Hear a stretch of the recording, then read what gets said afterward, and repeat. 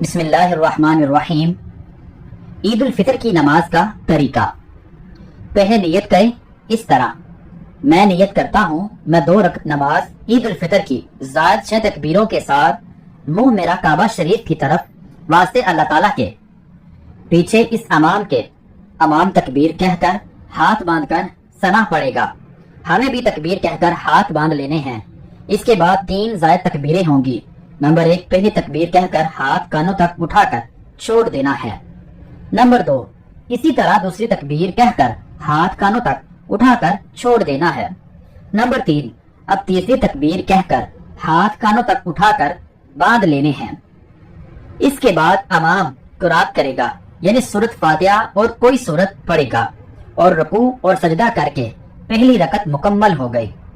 دوسری رکعت کے لیے اٹھتے ہی امام قرات کرے گا، یعنی سورۃ فاتحہ اور کوئی سورت پڑھے گا۔ اس کے بعد رکوع میں جانے سے پہلے 3 زائد تکبیریں ہوں گی۔